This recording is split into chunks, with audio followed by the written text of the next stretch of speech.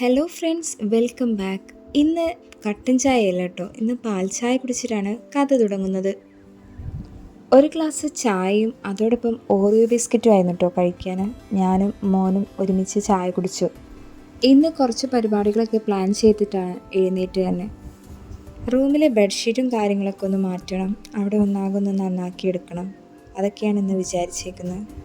അങ്ങനെ തിരുമ്പാനുള്ള ബെഡ്ഷീറ്റൊക്കെ മാറ്റിയിട്ട് പുതിയ ബെഡ്ഷീറ്റ് വിരിക്കാൻ പോവാണ് കേട്ടോ. എപ്പോഴും പഴയ ബെഡ്ഷീറ്റൊക്കെ മാറ്റി പുതിയത് വിരിക്കുമ്പോൾ ഒരു പുതിയ റൂമിൻ്റെ ഫീൽ കിട്ടും.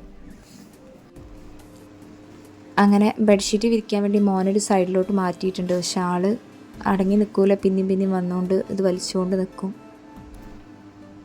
ആദ്യം ഞാൻ ഷീറ്റ് വിരിക്കും, എന്നിട്ടാണ് ബെഡ്ഷീറ്റ് വിരിക്കാറ്.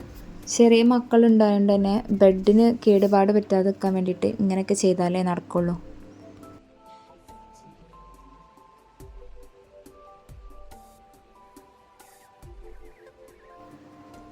ഇങ്ങനെ ബെഡ്ഷീറ്റൊക്കെ വിരിച്ച് ഇതുമേൽ നല്ല നീറ്റാക്കിയൊക്കെ വെച്ച് നമുക്കൊന്ന് കാണുമ്പോൾ, റൂമൊക്കെ ഒന്ന് കാണുമ്പോൾ ഭയങ്കര സമാധാനം കേട്ടോ. അങ്ങനെ ബെഡ്ഷീറ്റ് വിരിച്ചതിന് ശേഷം വേഗം പോയിട്ട് രാവിലത്തേക്കുള്ള പരിപാടി നോക്കുകയാണ് കേട്ടോ. ഇന്ന് പത്തിരി ഉണ്ടാക്കാമെന്നാണ് വിചാരിച്ചത്. അങ്ങനെ പത്തിരിക്കുള്ള വെള്ളം അടുപ്പത്തേക്ക് വെച്ചു. വെള്ളം തിളയ്ക്കുമ്പോൾ അതിലോട്ട് ഉപ്പിടുന്നുണ്ട്. എന്നിട്ട് ഈ പൊടി അതിലോട്ടിട്ടിട്ട് നല്ലോണം ഇളക്കിയെടുക്കുക. അത്യാവശ്യം തോനെ പത്തിരി ഉണ്ടാക്കുന്നുണ്ട് കേട്ടോ. ഇന്ന് ഇവിടെ കുറേ ആൾക്കാരുണ്ട്, അപ്പം അവർക്കുള്ള കടി കുറച്ച് തോനെ ഉണ്ടാക്കണം. പത്തിരി പരത്തലും ഒക്കെ കഴിഞ്ഞതിന് ശേഷം വേഗം പോയിട്ട് അടുപ്പ് കത്തിച്ചു. രാവിലെ തന്നെ അടുപ്പ് കത്തിച്ച് വേഗം പത്തിരി ചട്ടിയും വെച്ച് ഓരോ പത്തിരിയായിട്ട് ഇങ്ങനെ ചുട്ടെടുക്കുകയാണ്. ഈ ചട്ടിമേൽ ഒരു 3 പത്തിരിയൊക്കെ പോവും, അപ്പോൾ വേഗം പത്തിരി ചുട്ടെടുക്കുകയും ചെയ്യാം.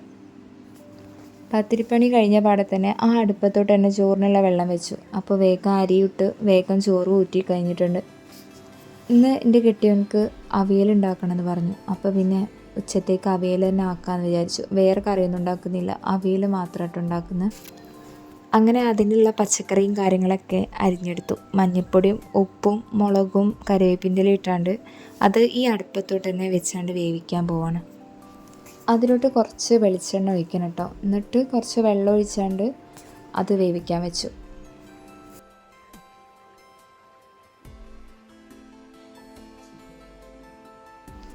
തീ നല്ലോണം കത്തിച്ചതിന് ശേഷം വേഗം പോയിട്ട് അതിലേക്കുള്ള അരപ്പ് റെഡിയാക്കി എടുക്കുക. ഈ ടൈം തന്നെ ചോറ് ഊറ്റി കഴിഞ്ഞിട്ടുണ്ട് കേട്ടോ. ചോറ് ഉള്ളിലോട്ട് വെക്കുകയാണ്. അവിയലിൻ്റെ അരപ്പിന് വേണ്ടിയിട്ട് കുറച്ച് തേങ്ങയും പച്ചമുളകും കറിവേപ്പിൻ്റെ ഇലയും അതുപോലെ തന്നെ നല്ല ജീരകവും പിന്നെ കുറച്ച് തോനെ ചെറിയുള്ളിയും ചേർത്തിട്ട് കുറച്ച് വെള്ളം ഒഴിച്ചിട്ട് ഓവറായിട്ട് അരയ്ക്കാതെ എടുക്കുക, ഒന്ന് ഒതുക്കിയെടുക്കുക. എന്നിട്ട് അതാണ് നേരെ കൊണ്ടുപോയിട്ട് ആ പച്ചക്കറിയിലോട്ട് ഒഴിക്കുന്നത്.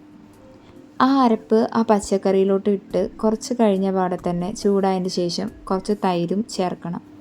ലാസ്റ്റ് കുറച്ച് വെളിച്ചെണ്ണയും കറിവേപ്പിൻ്റെ ഇലയും കൂടി ചേർത്താൽ നമ്മുടെ അവിയൽ റെഡിയാവും. ഇന്ന് മീന് പകരം ഉച്ചത്തേക്ക് കോളിഫ്ലവറാണ് പൊരിച്ചത് കേട്ടോ. അങ്ങനെ എല്ലാ പണിയും കഴിഞ്ഞതിന് ശേഷം ഉച്ചക്ക് പപ്പടം അവിയലും കോളിഫ്ലവർ പൊരിച്ചും എല്ലാം കൂടി കൂട്ടി ഉച്ചക്ക് ചോറ് കഴിച്ചു. ഇന്ന് കുറച്ച് വിശേഷങ്ങളെ ഉൾപ്പെടുത്തിയിട്ടുള്ളൂ കേട്ടോ. വീഡിയോ ആദ്യമായി കാണുന്ന കൂട്ടുകാർ ഒന്ന് സബ്സ്ക്രൈബ് ചെയ്ത് കൂടെ കൂടുക. അതുപോലെ വീഡിയോ ലൈക്ക് ചെയ്യാൻ മറക്കല്ലേ. നിങ്ങളുടെ അഭിപ്രായങ്ങൾ എന്തും ആയിക്കോട്ടെ, അത് കമൻസിൽ അറിയിക്കണേ. അപ്പോൾ അടുത്ത വീഡിയോ ആയിട്ട് കാണാം. അതുവരേക്കും ബായ്.